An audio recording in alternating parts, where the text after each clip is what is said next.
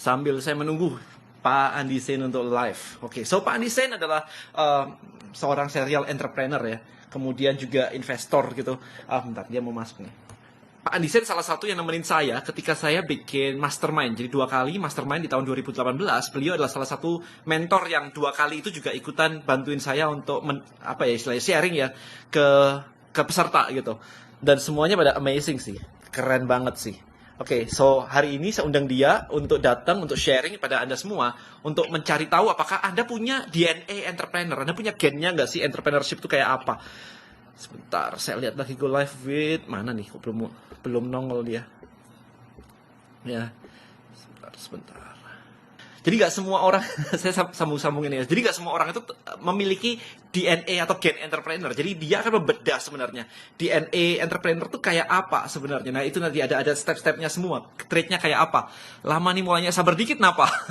Ini kan lagi sinkronisasi. Nggak sabar banget. Alright, so yes, ini kayaknya udah mulai muncul. Bentar, kok saya... Kalau nggak sabaran ada DNA entrepreneur. Nanti ditanyain langsung ya. Nanti ditanyain langsung ya. Nah ini Pak Adisen udah ini nih. Ayo langsung, saya sudah invite nih. Tinggal di accept aja untuk masuk. Halo. Hai, akhirnya. Masuk juga. Iya. Akhirnya ternyata bisa. Somehow nggak keluar ini Den punya kamu. Aku harus search Ya. Denny baru ketemu. Oke, Anyway. karena mungkin banyak banget yang live, jadi yang ditampilin random iya, gitu. Makanya. Iya, apa kabar semua? Gitu. Baik. Oke, so ini gini, jadi aku udah kasih introduction ke teman-teman semuanya. Jadi pada malam hari ini kita akan nge-share bagaimana sih DNA entrepreneur. Karena kayaknya semua orang pengen jadi pengusaha hari ini gitu kan. Tetapi kok ternyata 96% malah gagal gitu. Atau separuh jalan udah kayaknya gak ada gitu. Nah, makanya hari ini saya undang Pak Andi untuk datang ke sini untuk sharing ke teman-teman semuanya. Nanti sekalian ini ya, live Q&A sekalian aja gitu. Boleh. Boleh.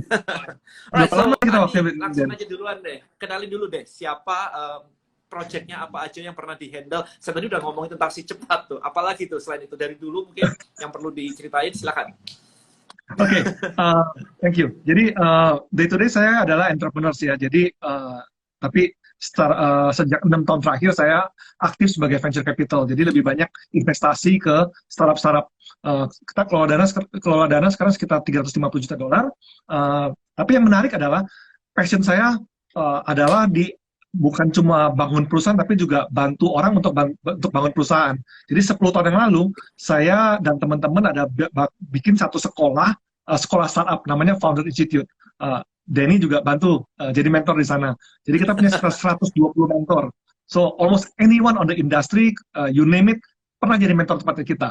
Dari foundernya Tokopedia, William Tanuwijaya, Nadim, ya you name it lah, semua pernah di sana gitu.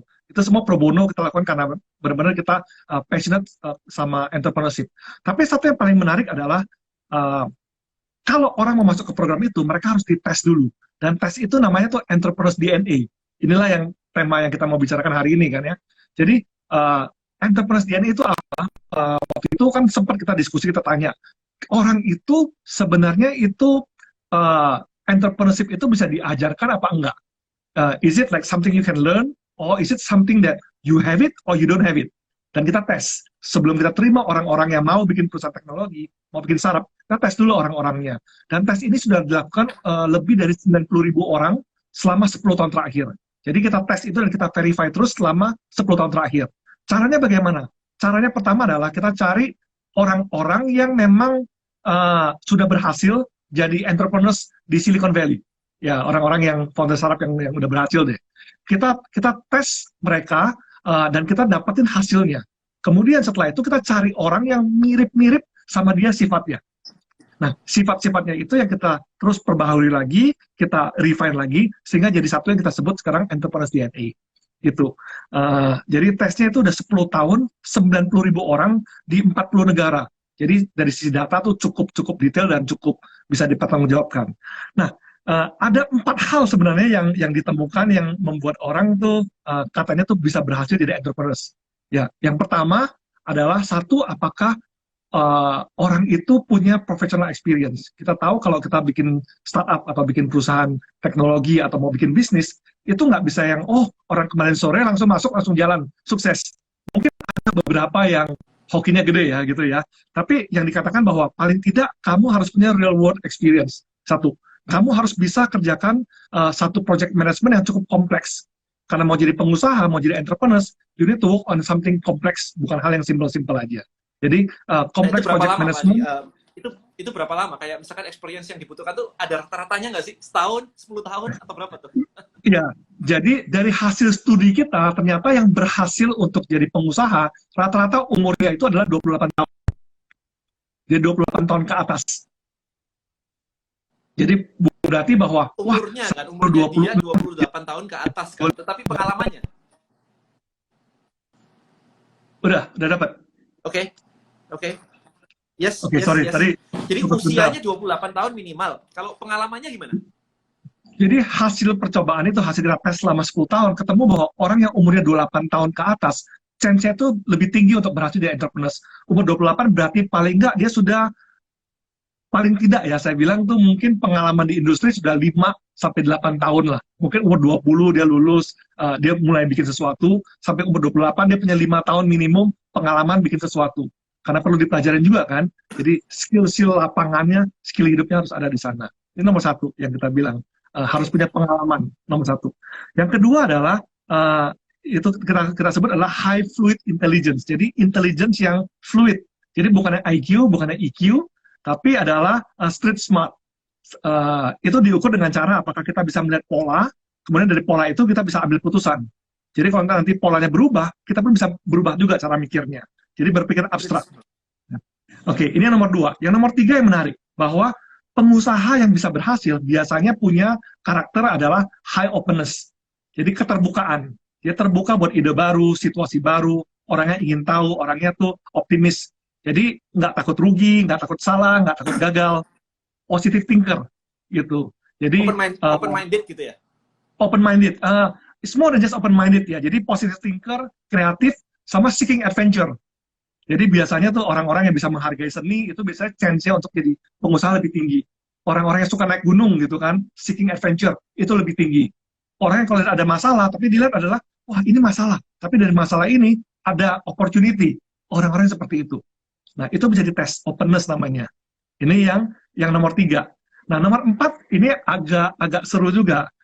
Diketemukan bahwa pengusaha yang berhasil itu punya satu karakter namanya itu moderate agreeableness. Jadi itu moderate, nggak terlalu tinggi, nggak terlalu rendah. Jadi agreeableness itu kayak gimana ya? Kayak kita, kalau kita ngobrol, wah saya setuju nih sama Pak Denny nih gitu. Tapi kalau ada orang yang setuju terus, itu yes man. Itu gagal juga. Tapi kalau ada orang yang ngotot banget, dia omongin nggak mau denger, ya harus di-argue juga, tetap aja nggak mau kalah, itu juga gagal. Jadi tengah-tengah. Jadi harus terbuka pikirannya, tapi mereka juga ada kontrolnya. Nggak semua dia terima. Dia bisa cerna juga di dalam. Nah, orang yang openness-nya, yang agreeableness-nya, yang moderate itu biasanya seperti apa? Orangnya tuh straightforward, nggak bertele-tele. Jadi nggak suka ngumpet-ngumpet, simpen-simpen rahasia. Jadi kalau kita punya partner, yang dibilang, rahasia-rahasia dulu gitu kan ya, itu biasanya tuh agak susah jadi entrepreneurs. Dia nggak terbuka. Dan juga orangnya tuh considerable. Itu apa? Dia caring sama yang lain. Banyak yang ngomong, kalau jadi pengusaha, itu harus ruthless, harus kejam, harus berani, sikut kiri kanan dan sebagainya. Ternyata enggak. Hasil tes bilang bahwa orang yang caring sama yang lain, chance-nya lebih tinggi. Kenapa? When you care about orang lain, berarti kamu care juga sama customer. Kalau kamu care sama customer, berarti apa yang kamu bikin, itu bisa long term. Nggak cuma mati tengah jalan gitu. Banyak orang yang cari untung gede-gede di tengah, dengan nipu kiri kanan, naikin harga suka-suka hati mereka misalnya kan. Tapi akhirnya setelah customer tahu, wah nggak mau lagi kabur. Tapi ada yang bilang, oh I care about you. Saya ambil margin cukup aja, tapi pelayanan harus bagus, harus tinggi. Itu yang dilihat juga. Nah, tadi 4 itu adalah yang kita bilang DNA-nya entrepreneurs. Nah, tapi yang lebih seru lagi, pas ada beberapa hal yang ini, yang disebut adalah bad DNA. Apa? Nah, bad DNA. Jadi DNA yang jelek. Jadi kalau kita ketemu orang yang dengan sifat seperti itu, ini susah jadi entrepreneurs. Oke. Ya, satu adalah bahwa orangnya terlalu agresif. Terlalu agresif berarti apapun dia kerjakan, yang penting laku, yang penting jualan, yang penting nge-goal deal-nya, gitu. Nah, itu biasanya long term-nya susah, short term-nya oke.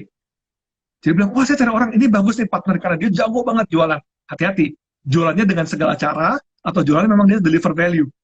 Itu satu. Terus kedua adalah banyak alasan, excuse making. Kalau dia debat, pasti menang.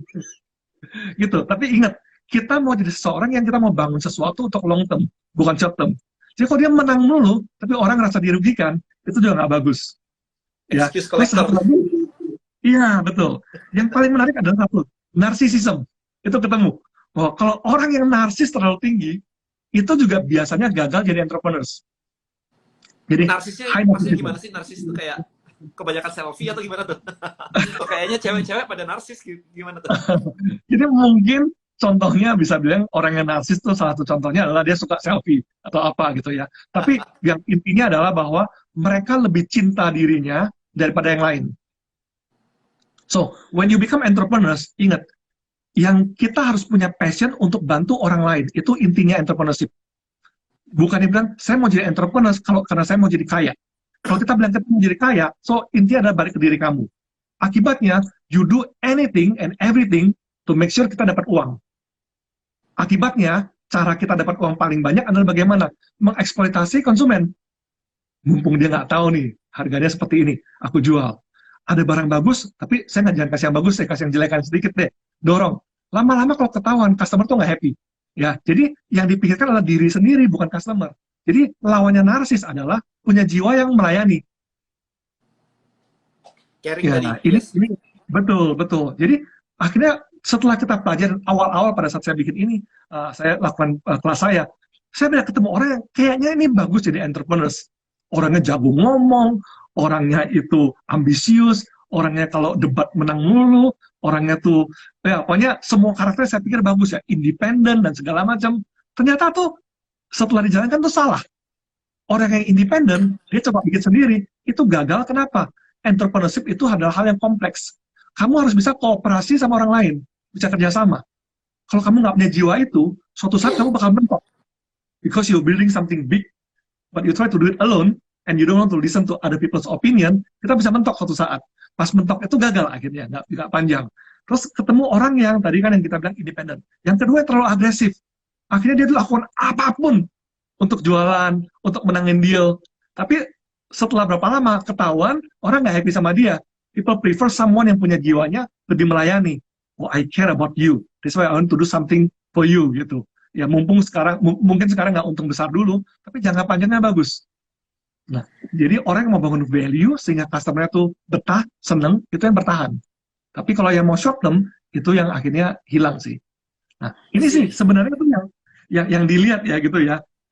Yang orang ketemu juga dari hasil tes itu, IQ itu nggak pengaruh.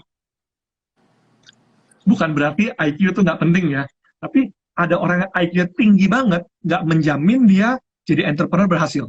Kita banyak ketemu makanya teman-teman kita yang bandel-bandel di sekolah, yang banyak Itu lebih berhasil akal, ya? tapi ya itu bisa lebih berhasil. Ini karena apa? Karena nggak ada hubungannya katanya.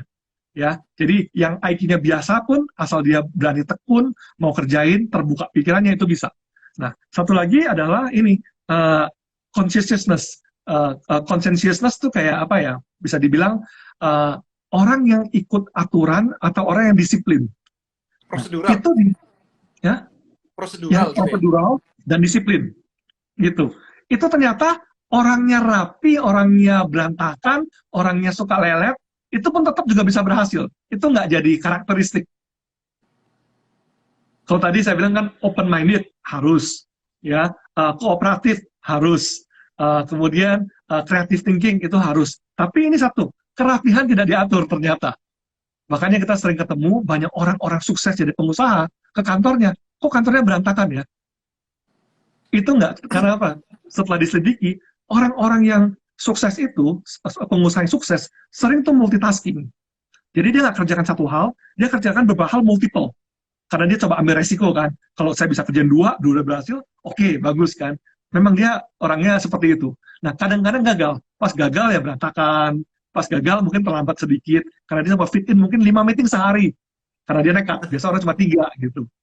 Hal-hal seperti itu. Dan diketemukan dua hal ini. IQ sama kedisiplinan itu tidak pengaruh, tapi alangkah baiknya kalau IQ-nya juga tinggi, orangnya juga disiplin. Ini yang mungkin yang kita pelajarin ya dari entrepreneurship, entrepreneurial DNA. Nah, tapi tadi kalau misalkan multitasking kayak begitu kan berarti bikin orang jadi kayak kalau mau sukses nggak fokus aja gitu. Jadi gimana tuh? Beda sama fokus sama nggak fokus. Jadi gini, uh, kita harus pikirkan ya. Banyak orang bilang, oh pengusaha itu pasti entrepreneurs. Beda loh ya. Pedagang itu, oh berarti udah wirausaha. Itu udah entrepreneurs. Itu nggak benar loh. Ya, kalau entrepreneurs itu adalah orang yang pursue apa yang jadi panggilannya, dia mau bikin sesuatu untuk orang lain dan dia kerjakan itu. So entrepreneurship about building something for others. So you build value dan value itu akhirnya balik juga kita dapat hasilnya. Nah, jadi entrepreneurship itu pasti dampaknya itu ke orang lain, bukan ke kita. Kita cuma dapat efek sampingan. Coba Thinking kita lihat about misalnya. others lah ya. Thinking about others Iya, gitu ya. benar. When you have passion, your passion have to impact others, not you. Kalau your passion impact you, itu namanya hobi. Jadi kalau saya punya passion, passion saya adalah saya mau merubah sesuatu. Kayak Denny misalnya kan, saya tahu ceritanya bikin Tribelio. Kenapa? Karena kamu lihat banyak banget orang-orang mau jualan, masuk online atau apa, tapi nggak bisa kelola dengan baik orang-orang yang atau pembeli-pembeli atau konsumen yang sudah ada. So you have passion, how I can help these people. Then you build this platform for them. Pas kamu bikin, itu adalah kamu bilang long term. Saya nggak mau hajar sekarang, habis itu terima uang saya lari. Kalau itu caranya, jadi reseller aja produknya orang lain misalnya. Ya, tapi udah lewat, fasenya udah lewat. Benar. Ya, jadi kamu mikir, how I can build something yang ada value, sehingga orang-orang yang pakai Tribelio itu jadi happy banget. Udah happy banget, dia bisa jualan banyak. Dan dia mau bayar Denny, kenapa? Ini sangat membantu saya. Nah, ini bisa terjadi kalau Denny punya pemikiran sebagai pengusaha itu. Satu, kamu nggak takut repot. Kalau mau kalau takut repot, cara paling gampang, ambil aja punya Amerika, punya platform, ini gue jual aja. Saya tinggal dapat komisinya, selesai. Itu yang gampang kan? Nah, you don't think that way. Karena kamu nggak takut sama challenge. Gitu. I want to do it, I want to do the best buat orang itu. Dan kamu terbuka.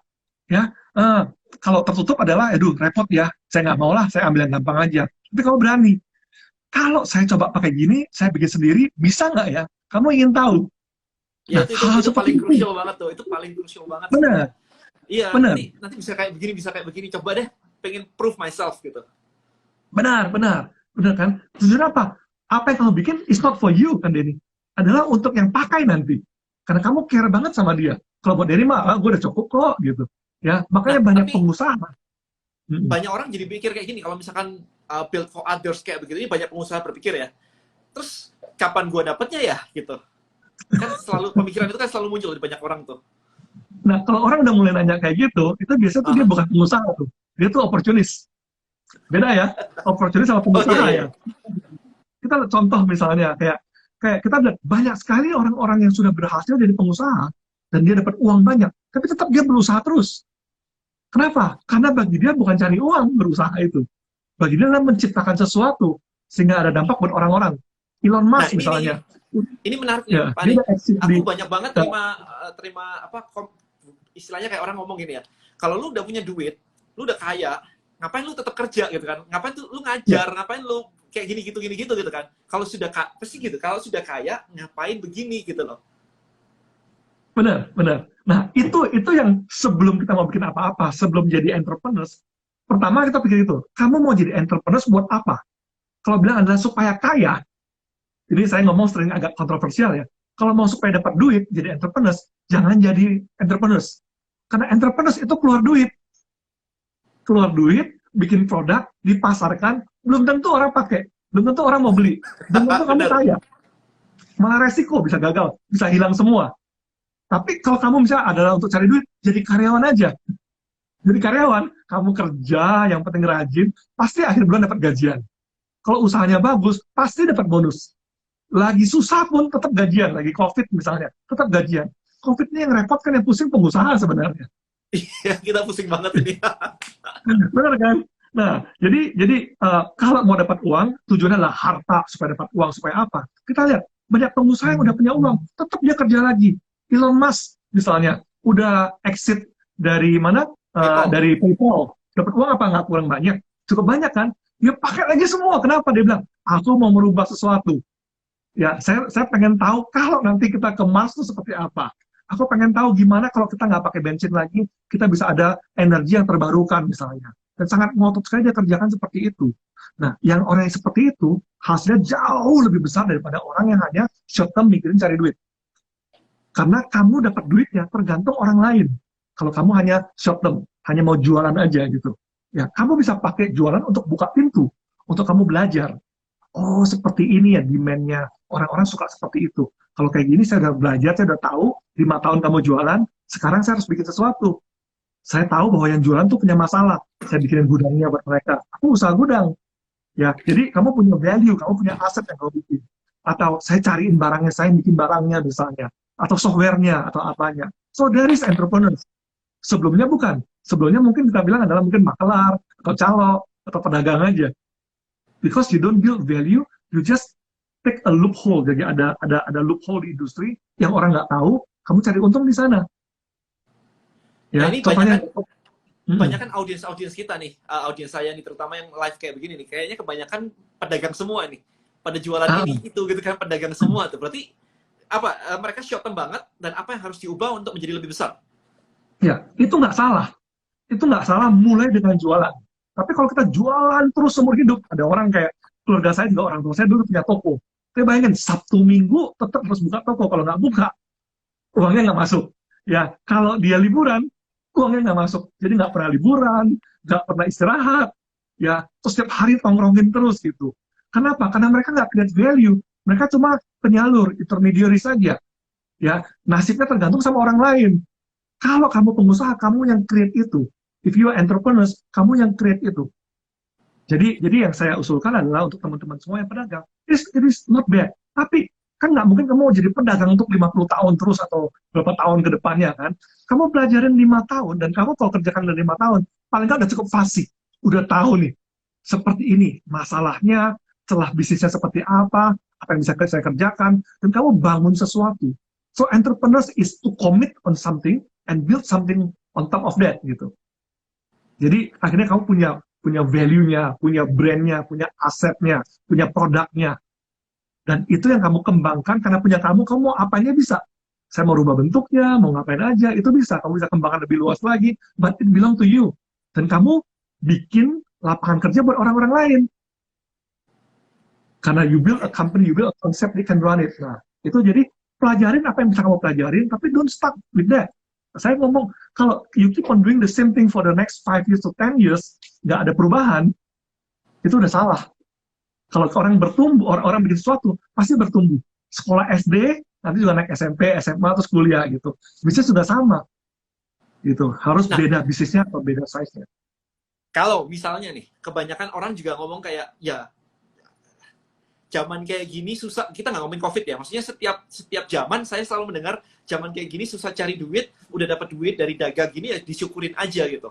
Apakah bersyukur dan entrepreneur itu berlawanan atau gimana tuh? Nggak apa-apa, karena entrepreneur nggak buat semua orang kan. Ada yang bilang kan cuma 2% dari semua populasi dunia yang bisa jadi entrepreneur kan. Gitu. Mungkin dia bukan bagian dari sana, ya it's okay. Ya, bukan saya bilang pekerjaan lain itu nggak mulia. It's okay, it's not bad. Tapi memang entrepreneurs for selected people. Orang-orang yang memang Selected breed. selected people. Orang yang memang aneh, yang berani, yang mau ngejar sesuatu gitu. Yang bukan yang mau ngejar short term gain aja. Because itu balik lagi adalah entrepreneurs itu dia punya passion to build something, to create something, and commit to it. Dan bikin perubahan buat orang lain, bukan diri dia. Pas saya bikin perubahan buat orang lain, dampaknya besar, orang bakal bayar. Dan dampak itu tuh jangka panjang. Oke, Ya. nah sekarang kalau misalkan nih teman-teman semua nih udah mulai nyadar nih, oke, saya dagang, saya short term, saya udah dagang setahun, 2 tahun, 3 tahun, sampai 5 tahun. Kemudian mau Ya. jump into entrepreneurship nih. Ya. What is the best step plan atau apapun itu, kayak nyari value itu gimana ya? Nyari ini tuh gimana gitu kan? Rajinnya rajin Jadi semuanya gitu kan, tapi nyari value atau nyari peluang ini apakah ada rumusnya atau frameworknya atau apapun itu? Ya, jadi gini, entrepreneurs di posisi apapun, di kondisi apapun, itu nggak pernah takut. Lagi susah pun, karena tugas dia adalah mencari kesempatan, mencari opportunity. Lagi COVID, yang paling senang tuh entrepreneurs. Wah, saya bisa bikin apa nih? Langsung dia lihat the next day. Ya, itu entrepreneur. So we don't worry at all what happened dengan ini semuanya. The more problem, the more opportunity yang dipikirkan. Jadi bagi teman-teman semua yang sudah ini, gimana mulainya? Saya sih sarankan mulai dari apa yang kamu punya dulu. Jadi misalnya kamu jago jualan dan kamu ya udah, saya mau bikin sesuatu yang jualan, tapi punya saya ya.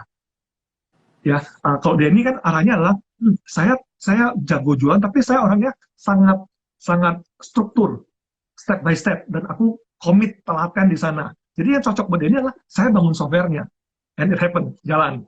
Ada orang yang paling jago di produk itu misalnya. Saya tukang jual, misalnya jualnya kamera atau aksesoris apa gitu misalnya. Saking jago, saya tahu semuanya. So next thing what you can do adalah, kamu jadi distributornya misalnya. Because then you build a network sehingga orang lain tuh bisa jualan sama kamu, ya. Habis kan jadi distributor, berikutnya apa? Saya bikin produknya karena kamu ngerti produk itu. Jangan jualan terus seumur hidup, ya. Atau saya masuk satu segmen dan ilmu saya adalah ngajarin orang misalnya. Ya udah, kamu mungkin arahnya saya bikin badan pelatihan untuk itu. Jadi mulai dari apa yang kamu bagus. I know you're good at your area now, tapi ada sesuatu yang lebih kan. Nah, itu yang kamu harus dalamin. Caranya bagaimana? Cara yang pertama adalah paling penting, pas kita punya ilmu itu, jangan pelit untuk dibagi. Gitu kamu bagi ilmunya, kamu bakal tambah pinter dan tambah temen. Pas tambah temen, pasti ada nanti ada opportunity terbuka. Nah, saya Yes, tahu ini yes. contoh sama jauh-jauh, inilah. Ini kemarin jualan Bonels nih ketemu pabriknya juga waktu ngajar di kelas sih. Benar, benar. And Iya, it's jadi billion now, jangan it's pelit. billion gitu kan. Iya, like what we are doing now kan, kita sharing sama orang-orang karena kita nggak charge, kita nggak apa gitu, tapi itu orang lihat sih lumayan ya, mungkin WA kirim-kiriman ngobrol, something will happen. Kamu jago di bidang kamu, jadi it's not all about money, it's about how I can give value to others, I can serve others juga. Ya, dari sana kamu ketemu orang-orang bilang, ini orang baik ya, ini orang kayak caring juga ya, kita kerjasama yuk.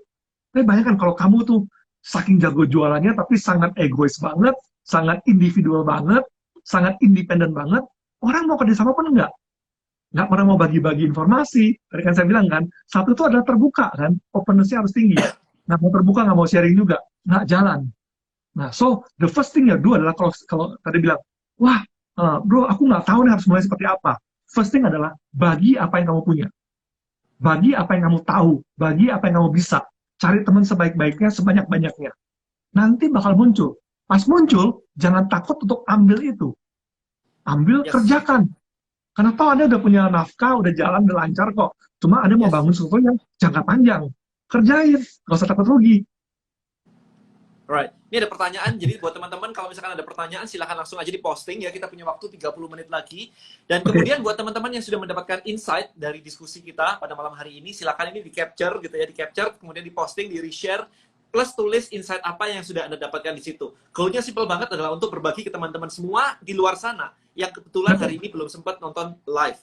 Ya, jadi kita berbagi kebaikan pada malam hari ini. So, oke. Ini ada pertanyaan yang pertama nih, oportunis itu entrepreneur juga. Tadi udah kita bahas ya. Apakah oportunis kalau misalkan jualan masker, hand sanitizer dan yang lain-lain gitu? I think yes ya oportunis, tapi entrepreneur belum ya? Atau gimana nih Pak Andi? Opportunist itu adalah langkah pertama untuk masuk ke entrepreneurship kan. Jadi Yes. misalnya, Bisa spot lagi ya. butuh masker. Oke, saya masukin masker, dapat masker, saya jual. So, what's next? Kenapa? Karena minggu depan, 2 minggu lagi, semua bakal jual masker kan? Pas mau jual masker, kamu bagaimana? Masih bertahan nggak atau gimana? Nah, that's why you start as opportunist dulu. Tapi gitu mulai, then you start thinking, apa yang aku bisa bangun sehingga ini bisa jangka panjang? Dan bukan cuma jual masker buat dia. Saya lihat orang-orang sekarang tuh cara hidupnya beda. Kalau keluar sudah takut. Wah, bukan cuma maskernya dibutuhin, dia harus perlu penutup mukanya juga, perlu sanitizer-nya, perlu ada apa. Dan saya bikinlah portalnya untuk semua. Portal di rumah aja misalnya, sampai ke makanan apa siap saji pun kita jual atau apa. Dan you build a business. Dan orang lain tuh bisa sesuai buat kamu. Dan kamu tuh karena you are serving one segment, orang-orang yang membutuhkan itu. Nah, mulainya seperti itu. Tapi jangan bilang, wah, Dia butuh ini, saya jual dulu, mumpung dia belum tahu ini, atau barang masih nggak banyak, gue jual mahal, biar aku cuan besar. Pas kayak gitu, orang nggak bakal beli sama kamu lagi. Orang tahu, ini toko mahal, ini yang punya tuh orangnya jahat nih, gitu. Ya. Ketok aja gitu ya. Iya, tukang getok tuh. Think long term. Karena kalau kamu kayak gitu, kamu getok mulu. Dan you have to wait. Nextnya saya kapan lagi mau bisa getok orang?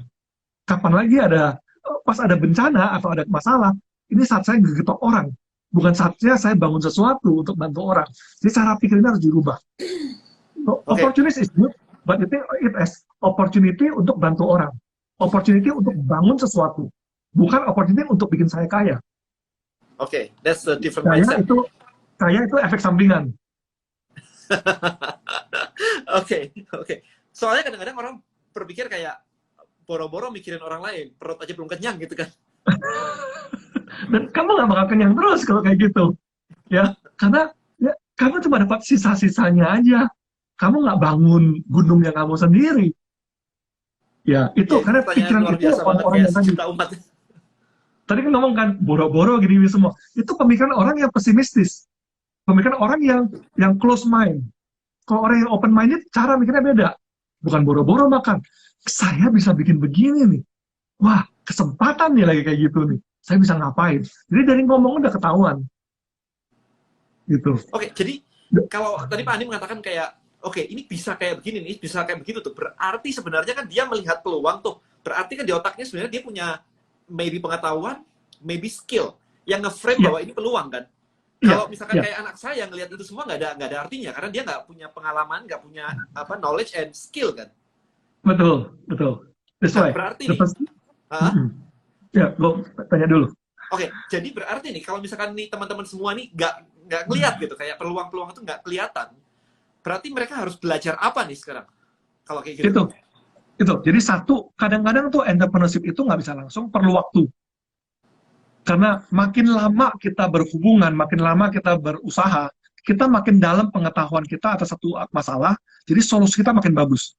Jadi anak yang masih kecil, wah dia lihat bapaknya bikin ini semua, dia nggak bisa kepikir kenapa? Karena dia nggak hands on. Ya, atau anak yang baru lulus kuliah, yang dia tahu paling apa? Challenge terbesar dia adalah bayar SPP, cari pacar atau apa. Tapi kalau dia udah kerja 5 tahun di bank misalnya, dia tahu nih masalah ekonomi, masalah pinjaman, masalah apa. Jadi dia bisa cari solusi yang lebih bagus lagi, lebih tinggi lagi. Atau udah 5 tahun jualan, 10 tahun jualan, udah kenal semua orang, pas dia mikir udah lebih tinggi lagi ininya, skopnya. Jadi memang jangan buru-buru, ambil waktu pelajaran itu kan. Nah, tapi pas sampai kamu pelajaran mulai terbuka. Oh, ada hal ini. Jangan kita lihat negatifnya atau kita megang apa yang kita sudah ada, nggak berani masuk ke yang baru. Nah, ini adalah yang saya bilang karakter DNA. Kalau you don't have it, it's very hard to get it. Gitu. Itu bisa dari keluarga, ya kita dilahirkan, dibesarkan seperti apa, itu bisa merubah cara mikirnya kita. Tapi kadang-kadang juga enggak. Keluarga tuh semuanya pengusaha sukses, ada satu yang nggak bisa. Satu keluarga tuh orangnya tuh berani, ada satu nggak berani. Ya kadang-kadang apa? Kadang-kadang tuh DNA. Gitu kan? Ya memang susah. Gitu. Nah, sekarang kalau misalkan nih kepingin jadi entrepreneur, tetapi di keluarganya nggak ada entrepreneur, di semua temannya nggak ada entrepreneur. Enaknya gimana tuh? Keluar aja gitu ya? Ya, memang itu saya bilang kan. Jadi sharing apa yang kamu punya, pas kamu sharing, kamu bakal ketemu orang yang sepikiran. Ketemu orang sepikiran, kamu bergaul yang banyak, do something with that. Karena lingkungan itu bisa berubah kan. Jadi saya juga banyak orang nanya, Andi kalau kayak gitu, entrepreneurs tuh bisa diajarkan atau dilahirkan atau bagaimana? Saya sih bilang, entrepreneurs itu is already in you. Kalau sudah ada, itu sudah ada. Tinggal kapan itu muncul aja. Ya, munculnya itu kapan? Pada saat kita dapat kesempatan, kita udah punya pengetahuan cukup, kita ada yang nanyain, ada yang challenge, atau ada compassion apa, akhirnya oke, I'm gonna do it, I do it. Gitu. Saya tuh memang dari kecil emang sudah berani bikin apa-apa gitu. Cuma mungkin saya kerja dulu sama orang 12 tahun untuk dapetin pengalaman semuanya. Pas umur 30 baru mulai bikin bisnis. Bikin satu, udah selesai, terus saya jual, bikin lagi yang kedua, selesai, jual lagi, bikin lagi ketiga. Sampai istri saya marah-marah gitu kan ya. Ini udah punya perusahaan, udah gede kok dijual, mulai lagi kecil lagi gitu. Ya, tapi karena entrepreneur seperti itu kan. Nah, that's what we want. Nah, tapi itu memang yang sudah ada, dia tinggal lahir. Yang kalau lahir nggak pakai, yang nggak ada itu bagaimana? Nah, saya percaya itu bisa dirubah, tapi rubahnya susah. Kalau kita bilang DNA Tapi kan bisa berubah nggak? ini kan ngomongnya DNA ya. Jadi kadang-kadang orangnya Iya, sendiri yang memilikinya itu nggak tahu kan, sampai dia iya terchallenge kan. betul, Jadi benar, jadi benar. Makanya, jadi kayak ingat filmnya Deadpool kan, berarti kan ada DNA mutantnya kan. Tapi harus iya, diajar iya, dia begitu sampai muncul gitu. betul, betul. Jadi gini, ada orang yang memang sudah keluar, dia udah tahu. Tapi ada yang terpendam nggak tahu. Kamu itu bisa muncul atau misalnya bisa berubah kalau ada mutasi. Kalau kita bilang kalau kayak film Hulk gitu kan, Bruce Banner berubah dia jadi raksasa hijau gitu kan, tapi dengan penuh kesakitan karena ada perubahan dalam yang biasanya tuh hatinya tuh malu, nggak berani ngomong sama orang, takut, ya, yang maunya close mindset atau apa, dia bisa merubah pikiran itu nggak gampang. Jadi harus ada penderitaan yang luar biasa. Biasanya tuh apa? Masa-masa krisis ini melahirkan entrepreneurs. Saya dipecat, Apalagi nggak ada kerjaan. pemula baru mau berubah ke entrepreneur, temennya nggak ada entrepreneur, Iya, terus dinyinyirin iya. semua, mati dah. Betul, Masuk betul. lagi gitu. Tapi kalau kita kondisi sekarang misalnya kan, nggak ada pilihan lagi, kena PHK, jualan nggak laku atau apa, mau nggak mau akhirnya saya nggak punya pilihan, ini yang harus saya kerjakan. Jadi biasanya orang ngomong kan ya, yang nggak entrepreneurs bisa jadi entrepreneurs tuh gimana? Kadang-kadang tuh yang Saat katalisnya adalah krisis ya. tragedi, tragedi katanya, katalisnya. Ada tragedi, somebody dies, kamu dipecat, kamu diputusin pacar, kamu nggak dianggap keluarga lagi, kamu ya dizolimi gitu kan. Akhirnya mau nggak mau tuh dia memaksakan diri untuk berubah, jadilah entrepreneurs. Dan banyak kasus yang seperti itu. Oke. Oke, so ini banyak banget pertanyaan masuk, kita jawabin deh. Waktunya kita mepet banget, tinggal 18 menit. Ini ada Tika, ingat ya, Tika yang pernah ikut di mastermind kita. Jadi Pak Andi kan pernah Surabaya ya? ikutan Iya, mastermind Tika, yang jualan ini, yang dari Sidoarjo, jualan belum. baby bumper tuh yang Oh, buat Bibi, ya. baby itu. Apa kabar Tika? Pelajaran paling penting untuk entrepreneur dengan kondisi saat ini, apa ya Pak Andi? Oke, untuk entrepreneur sekarang ini adalah nggak boleh nunggu. Kita entrepreneurs, so we solve problem, we see problem, we go and fight for it. Jadi banyak orang bilang, wah lagi repot gini, jadi kita tiarap aja. Tiarapnya adalah turunin biaya sebesar-besarnya, tunggu sampai badai berlalu. Percayalah, pas badai berlalu, lingkungannya sudah beda dengan apa yang kita ada sebelumnya. Karena ini nggak pernah terjadi sebelumnya kan. Nggak pernah tuh kondisi yang sampai dirumahkan orang-orang sampai berbulan-bulan, sampai nanti katanya besok tuh terminal Soekarno-Hatta tutup, nggak boleh terbang. Nggak pernah kejadian. Nggak pernah kejadian harga minyak tuh minus. Gitu, bukan cuma turun, minus. Nah, jadi pas nanti badai berlalu, itu udah berubah semua. Yang dulu kita pikir, oh ada sungai di sana, sungainya pindah. Kenapa? Karena angin ditiup udah kemana. Rumahnya udah nggak ada. Biasanya tuh orang kalau mau ngapain tuh cara seperti ini. Itu berubah semuanya. Jadi ini adalah posisi atau kondisi yang paling bagus buat entrepreneurs. Karena you don't know what will happen. Ada bilang, the new normal. It is not yet normal. The new normal kita nggak tahu. Di Wuhan aja udah boleh keluar, tetap aja restoran nggak laku. Jadi the new normal is something that nobody knows at the moment. Siapa yang paling bagus untuk mengatasi ini? Entrepreneurs. So you predict what will happen and you create that. Langsung aja sebelum belum ngapa-ngapain, saya tahu nih bakal sepi nih restoran nih. Udah, saya rubah restoran saya. Kursinya jauh-jauh sendiri jaraknya, atau gitu orang datang tuh ada sertifikasinya atau gimana. So you think of something crazy karena emang nggak ada. Nah, entrepreneur bisa seperti ini. Jadi yang perlu kita kerjakan adalah lihat masalah seperti apa, assess damage di kita, di usaha kita seperti ini, seperti gimana. Habis itu kita sesuaikan supaya kita bisa bertahan sebentar. Tapi langsung resource yang ada kita pakai untuk attack, bikin yang baru. Jangan defensif tapi ofensif. Alright. Oke, so ini lagi nih. DNA entrepreneur by nature only atau bisa by design, Pak Andi? Jadi yang paling enak adalah pada saat orang lahir, biasanya dari lingkungan keluarganya, dari apa tumbuh kembangnya, itu udah bisa melahirkan entrepreneurship. Makanya di luar negeri, kok banyak ya orang yang jiwanya entrepreneurial gitu. Kenapa? Sekolahnya emang dilatih seperti itu. Dari kecil keluarga seperti itu. Berani bersuara, berani melakukan apa, berani ambil keputusan, nggak takut disalahin atau apa. Ada yang enggak. Makanya kenapa Indonesia rendah sekali entrepreneurship-nya. Ya, jadi memang by nature itu memang bisa di grooming. Nah, dan juga banyak negara-negara yang memang mendesain itu dari kurikulumnya, dari cara pikirnya, insentifnya, misalnya Singapura, misalnya pemerintah kan ngasih insentif banyak. Ayo kerjain aja, salah nggak apa-apa. Akhirnya orang jadi terbiasa. So I think it's both by nature and by design. Tapi kalau kita nggak dapat nature-nya, ya, dan nggak ada desainnya untuk merubah kita juga, akhirnya kita stuck kan. Nah, yang bisa merubah apa? Tragedi saya bilang. Atau Iya. benar-benar dari dalam diri kita paksakan, I want to become entrepreneurs. Dan kita kerjaan itu. Alright, oke. So ini ada lagi dari Jatindo Property. Untuk make sure bahwa this is my way atau bukan, itu gimana ya? Untuk make sure this is my way atau bukan. Jadi, entrepreneurs when you do something, karena a lot of it adalah, saya bilang, you want to create value to help others, then it is part of your calling. Ya, calling dalam dirinya kamu. Ya, that's why we say it is your passion. Passion saya adalah kayak ini, bantu orang untuk jualan. Ya, passion saya ngajar, passion saya bangun bisnis, bangun perusahaan gitu. So it's your calling dalam seperti itu. Jadi cara kamu tahu bahwa ini benar apa enggak adalah pada saat kamu nggak dibayar pun kamu kerjain itu. Pada saat kamu susah pun kamu kerjain kayak gitu. Kamu lagi stres pun yang bikin kamu berkurang stresnya adalah ngerjain itu. That is your calling.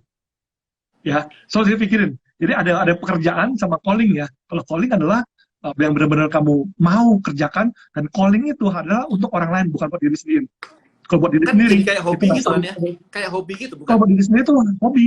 Kalau buat diri sendiri itu hobi. So passion is something that you love so much, you willing to sacrifice to make it happen. Kalau hobi enggak. Hobi you won't sacrifice because you enjoy when you doing it. Oke. Ya, Got it. passion So you ini can ada lagi. suffer, but you still do it. Got it. Oke, Pak Andi, bagaimana cara untuk bertahan melalui tantangan-tantangan atau lembah terdalam selama berbisnis? Wow. That's why. Kamu harus kerjakan bisnisnya kamu sesuai dengan passionnya kamu, sesuai dengan panggilan kamu. Dan itu bukan uang pasti. Kalau uang, pasti kamu nggak dapat uangnya, pasti kamu kabur. Kalau kamu bilang, passion saya adalah cari uang, can be right, can be wrong, tapi pada saat uangnya nggak ada, kamu pasti kabur. Ya, justru kamu di lembah yang kelam, kamu pun mau ngerjain itu. Kenapa? Karena kamu punya panggilan ke sana. Aku benar-benar care banget sama tukang ojek misalnya. Karena kasihan banget tuh mereka pendapatannya nggak bagus atau apa. Jadi saya bakal bantu mereka dengan cara saya bikin aplikasi, orang bisa pesen pakai handphone. Tukang ojek bilang, saya nggak punya HP, gue yang modalin deh, gue yang cicilin atau apa. You keep on doing that. Jadi pada saat kamu nggak berhasil pun di lembah yang paling dalam, kamu tetap ngerjain. Kenapa? Because karena even the smallest thing yang kamu berhasil, kamu bakal celebrate itu.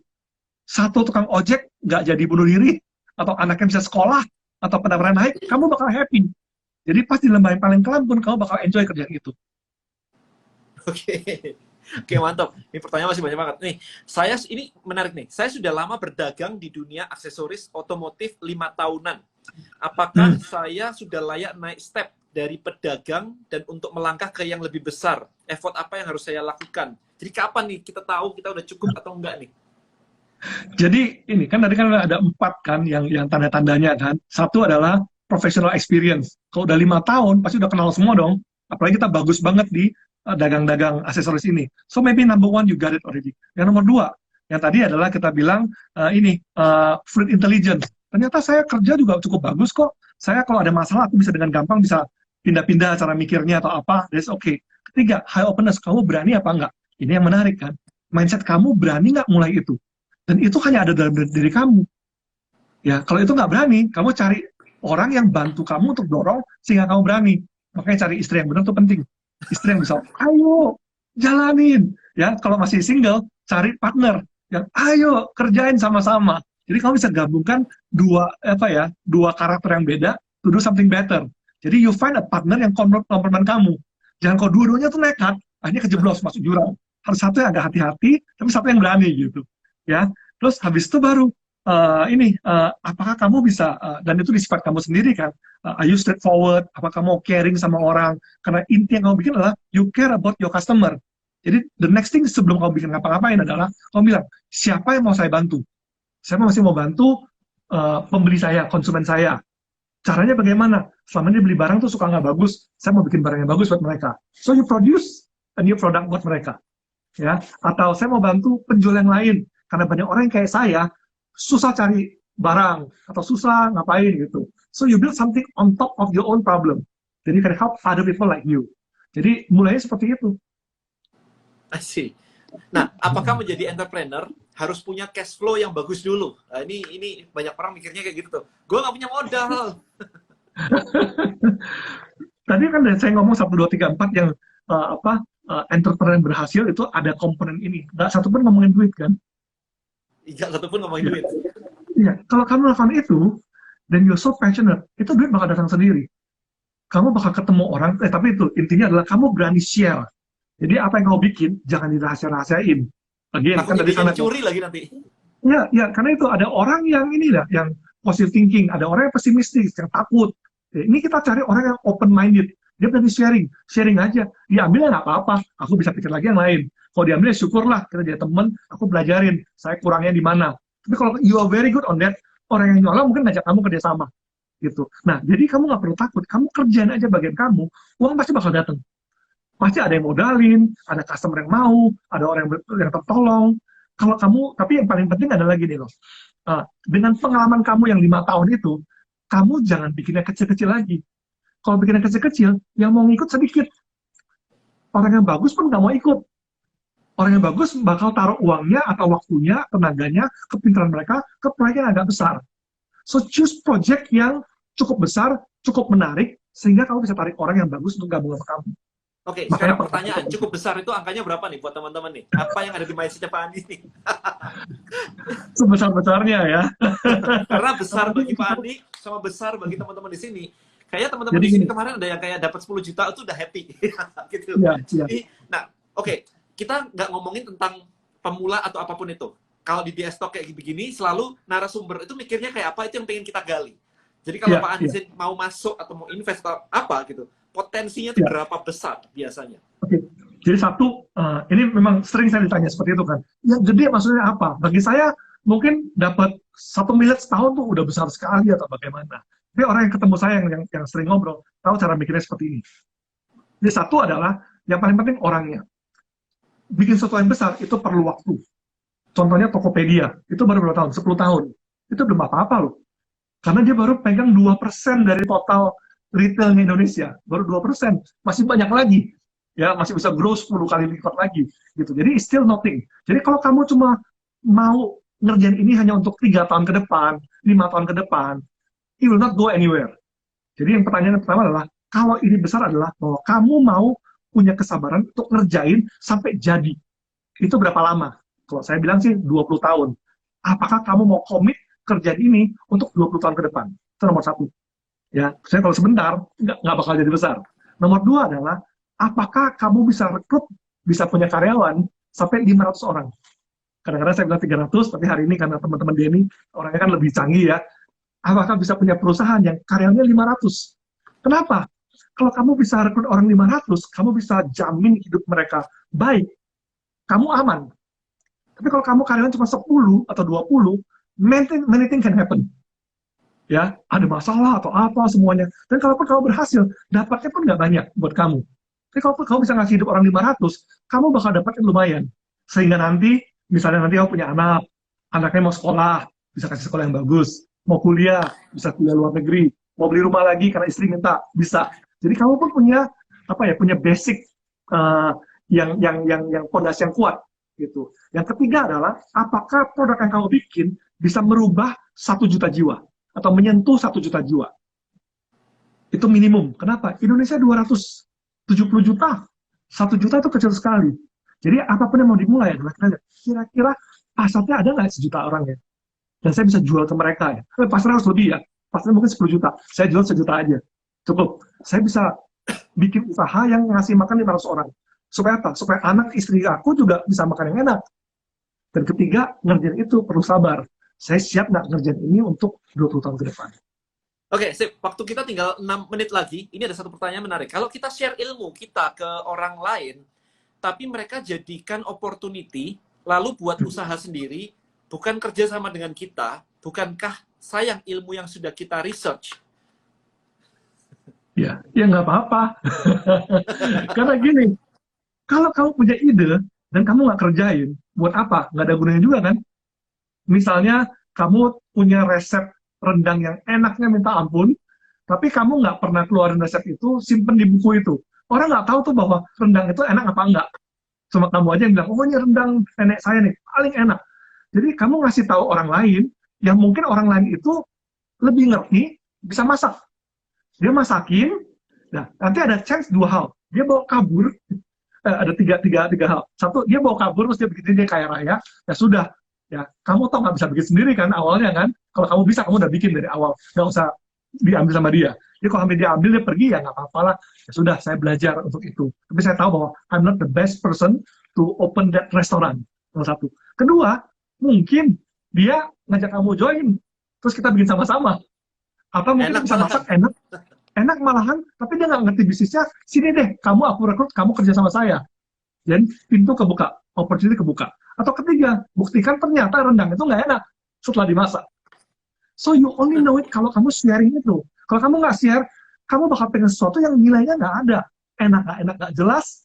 Kamu bikinnya cocok apa nggak juga nggak tahu. Orang tertarik apa nggak juga nggak jelas. Jadi paling penting bagi. Gitu. Nah itu yang saya bilang, kalau kamu nggak bisa bagi itu, berarti DNA kamu tuh masih belum ada untuk jadi entrepreneurs. Caranya bagaimana? Coba aja, lawan. Pasti nggak enak hatinya. Tapi memang hasil tes 90.000 orang selama 10 tahun, 45 negara, membuktikan itu. Yang berhasil yang mikirnya seperti itu. Bukan yang takut-takutan. Oke, sip. Oke, kita kurang 3 menit lagi, Pak Andi. Ada last message, advice buat teman-teman di sini semuanya. Yang lagi sekarang ini lagi survival mode semuanya. Apa yang harus dilakukan sekarang? Mungkin apa yang harus dilakukan ketika semuanya restart lagi. Oke. Ya, jadi paling penting adalah jangan nunggu semuanya restart lagi. Justru kamu yang punya kesempatan sekarang, semua lagi bingung, kamu yang harus pikirkan ke depannya seperti apa. Dan jangan mikir short term. Karena short term kamu rugi. Kenapa? Ini bakal sesuatu yang long term terjadi, yang beda. Dan nggak ada orang yang tahu seperti apa. Jadi ngapain kamu ambil short term ini, dapat uang, habis itu mau ngapain, nanti uang habis juga. Kamu mikir, pas berubah, seperti apa jadinya, I want to build something on top of that. Kalian semua tuh adalah orang-orang yang memang bisa jualan kan. Udah punya networknya, udah tahu produknya, udah apa. Itu paling enak. Mau pindah ke bidang apa aja bisa. Mau pindah ke makanan bisa. Mau pindah ke peralatan apa bisa. Use that skill. Jangan cari skill baru lagi. Pakai yang sudah kalian pelajari berpuluh-puluh tahun atau bertahun-tahun untuk antisipasi what happen next and you build your solution di sana. Itu mungkin dari saya. Alright, so guys, thank you so much nih Pak Andi. Buat teman-teman semua, kalau Anda mendapatkan insight, please di screen capture di sininya foto saya yang bagus by the way. Kemudian di-share ke story, kemudian tulis insight Anda dapetin apa aja dari sini. Tag saya, tag Pak Andi Zain juga. Jadi hopefully kita bisa membagikan banyak hal ke teman-teman semuanya yang sekarang ini lagi pada survival mode semuanya ini. Alright, so thank you so much nih Pak Andi pada malam hari ini nih. Seru banget nih, pertanyaannya masih banyak by the way. Alright guys, itu aja dari saya. I think kita ketemu lagi di S-Talk berikutnya. Oke, thank you buat semuanya. Stay safe buat semuanya, buat keluarga semuanya. Selamat malam semuanya. Thank you Pak Andi juga, and bye-bye. Thank you Dan. Oke, bye-bye.